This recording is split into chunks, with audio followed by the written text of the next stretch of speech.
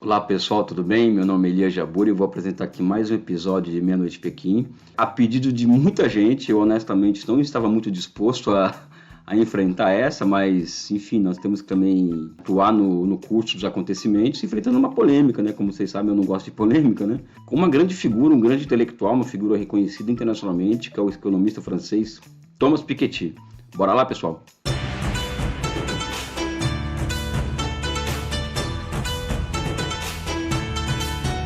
O que aconteceu? No dia 10 de julho eu estava folheando a edição em francês do Le Monde e me deparo com um artigo de Thomas Piketty. Quem é Thomas Piketty? Thomas Piketty é um economista francês que nos últimos anos escreveu dois grandes best-sellers tratando da desigualdade no capitalismo. O primeiro é o Capital no século XXI e o segundo é Capital e Ideologia, em que ele elabora sobre a questão da desigualdade, ele levanta milhares de dados, ele elabora uma tese sobre essa questão da desigualdade, mas o fato é que a obra é polêmica, muita gente gosta, muita gente tem pé atrás, e Thomas Piketty ele é claramente, né, para ser justo, um antineoliberal e uma figura preocupada com os destinos do capitalismo. Isso não significa, o fato dele ser uma figura preocupada com os destinos do capitalismo, que ele seja uma figura simpática ao regime chinês, porque a China retirou 800 milhões de pessoas da pobreza extrema, ou seja, eliminou a pobreza extrema, ou pelo fato de a China ter alcançado grandes feitos na área social nos últimos anos, nas últimas décadas. Isso não é suficiente para ele.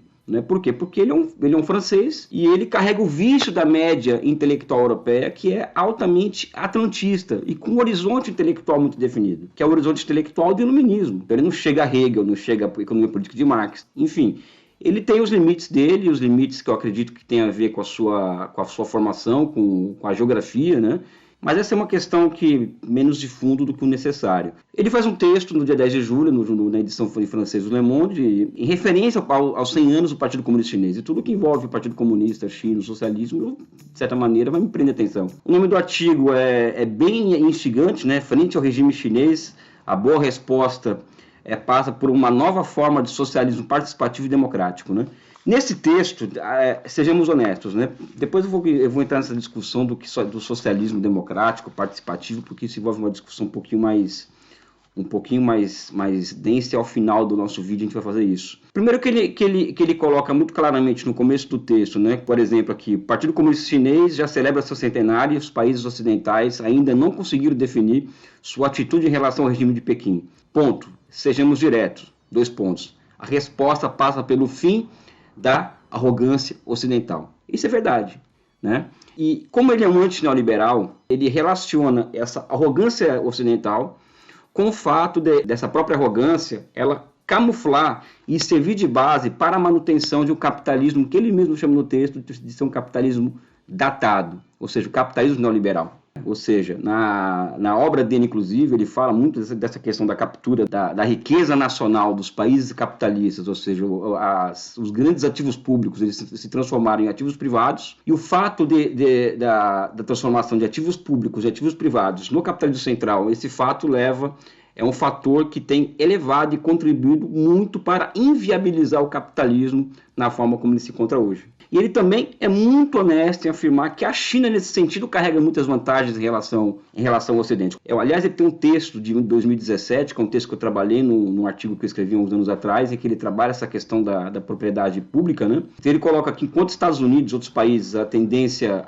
é quase zero de controle dos estados sobre os fluxos de renda na economia, a China ela controla 30%. E com essa possibilidade da China controlar 30% dos fluxos de renda, o que significa, por exemplo, 50% das empresas na métrica dele, né? E isso é uma vantagem substancial que os chineses utilizam a seu próprio favor. Eu acho que é interessantíssima essa posição dele em relação a isso, né? Mas fica nisso, né? Ou seja, a China é o tipo de economia mista, porque é um conceito que não se sustenta por 3 minutos, o conceito de economia mista, né?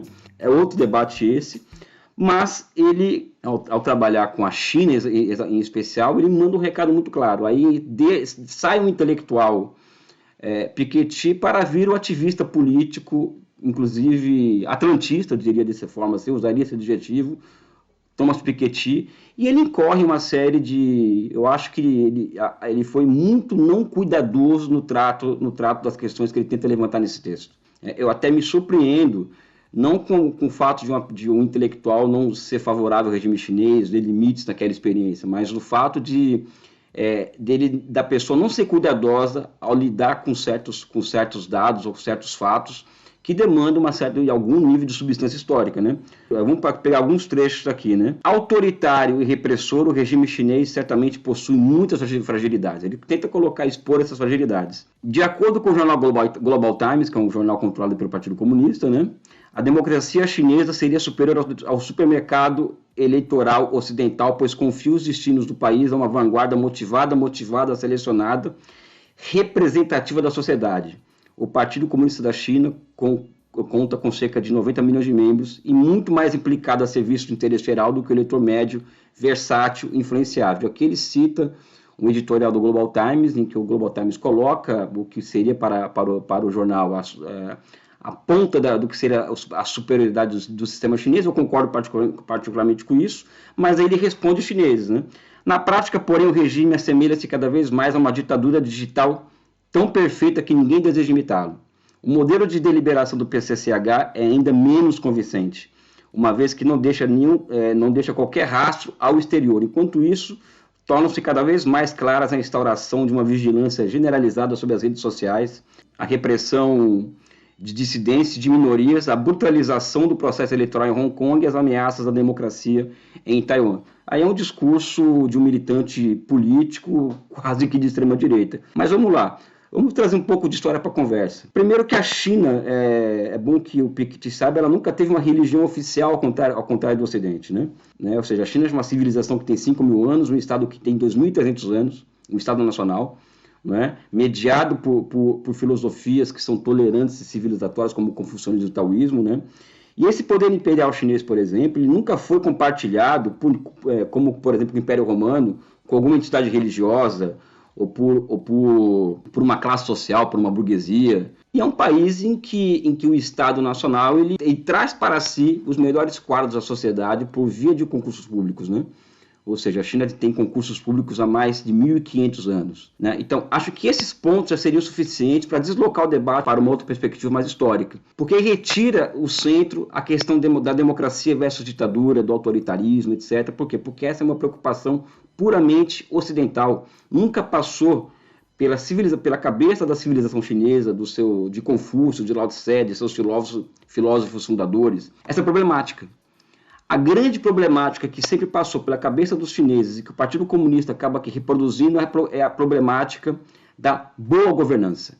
Essa questão da ditadura e democracia é uma problemática puramente ocidental, que, aliás, Piketty deveria ser um pouco mais cuidadoso e trazer para dentro de si, né, que existe um problema muito sério da democracia ocidental. Tem levado ao avanço da extrema-direita pelo mundo, não é? E por aí vai, né? A capacidade de um tal regime de seduzir as opiniões, aí ele continuando, de outros países, parece limitada. Primeiro que os chineses nunca quis exportar o modelo deles. Eles estão, entre aspas, pouco se lixando para o modelo de outros países. Eles apenas acham que o modelo ocidental é um modelo historicamente colocado, historicamente dado, não é? E que tem a sua chamada historicidade, ou seja, tem um princípio, meio e fim. Né? Eles não querem concorrer com o sistema ocidental. Aí vem os problemas, né? É preciso incluir nesta lista o forte aumento das desigualdades, o envelhecimento acelerado, a opacidade extrema que caracteriza a divisão de riquezas e o sentimento de injustiça social que dela decorre e que não poderá ser eternamente apaziguado por alguns ocultamentos. Primeiro, nós vamos ter um episódio de Meia-Noite de Pequim para tratar de desigualdades sociais na China. Piketty erra aqui, por isso que eu falo que ele foi extremamente não cuidadoso nesse texto. Primeiro que a tendência das desigualdades sociais na China é de queda acentuada desde 2008. E essa queda acentuada está relacionada ao crescimento econômico, está relacionada ao processo de urbanização e à realização das pautas da urbanização. Então, isso tem levado a uma diminuição das desigualdades sociais na China e também uma elevação do que nós chamaríamos, né, de produtividade regional do trabalho. E com relação a essa questão, o sentimento de injustiça social que dela decorre, não poder ser por muito tempo ocultado, aqui eu vou trazer uma pesquisa de opinião sobre a China, que não foi o Partido Comunista que fez. E olha que o Partido Comunista é tarado por pesquisa de opinião, eles governam na base de pesquisa de opinião. Harvard Kennedy School, ou seja, Harvard Kennedy School não é um aparelho do Partido Comunista, não é nenhuma entidade ligada ao Partido Comunista, é uma entidade norte-americana, que produziu em 2020 um documento muito interessante chamado Compreendendo a Resiliência do Partido Comunista da China, pesquisando a opinião pública chinesa ao longo do tempo. Pessoal, vai aparecer uma figura aqui que é a satisfação das pessoas com o governo central e o governo provincial. A satisfação do chinês com o governo central sai de 86,1% em 2003 para 93,1% em 2016. Eu pergunto para você qual país no Ocidente em que é possível exista tal confiança da sua sociedade em seu governo. A pesquisa inteira é muito interessante, a pesquisa inteira por si só já serve para desmentir e muito Piketty. Aí teria mais pano para manga, Hong Kong, por exemplo. A questão de Hong Kong é uma questão chinesa, né? E cá entre nós, né, a repressão aos protestos de Hong Kong, elas foram muito menores.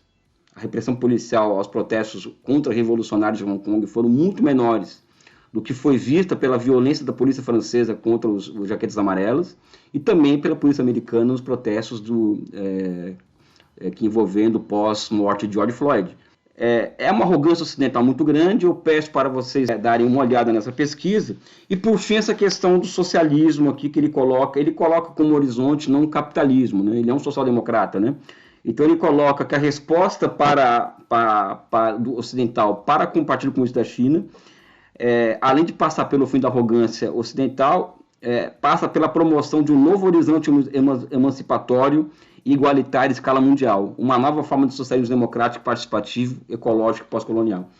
Eu sempre tenho discutido isso com a editora desse canal, a querida Manuela, com o Renato, que é o nosso presidente da nossa fundação, que é sobre a necessidade de se enfrentar essa discussão do socialismo. No campo da ciência, você pode trabalhar com a lógica formal ou com a lógica dialética, ou então trabalhar com apriorismos. Então, por exemplo, colocar que a alternativa a um país que advoga o socialismo, que aqueles dirigentes dizem estar construindo o socialismo há 70 anos, e que tem apresentado resultados altamente satisfatórios à sua sociedade, inclusive a de se industrializar, sem recorrer à colonização de outros países, seria uma espécie de socialismo democrático, participativo, pós-colonial. Isso é um exercício de lógica formal. Até porque, em lógica dialética, existe algo chamado historicização, visão de totalidade, né? O socialismo ele é uma construção histórica e, até onde eu sei, como construção histórica, ele é condicionado historicamente. Ou seja, até para falar em socialismo, essa média da intelectualidade europeia e mesmo na latino-americana acaba esbarrando os apriorismos positivistas kantianos para falar de socialismo e dentre outras coisas. Enfim, eu fico por aqui. Não queria tratar dessa polêmica, mas acho necessário, porque eu acredito ser necessário enfrentar todo e qualquer debate que se venha fazer sobre a China, sobre a sua experiência, e que envolva também essa disputa do conceito de socialismo. Enfim, um forte abraço para vocês, um beijo no coração e voltarei em breve. Até mais. Eu não estou aqui para fazer um vídeo para lacrar em cima de uma grande figura, não é o meu estilo. O meu estilo é fazer o debate aberto de ideias.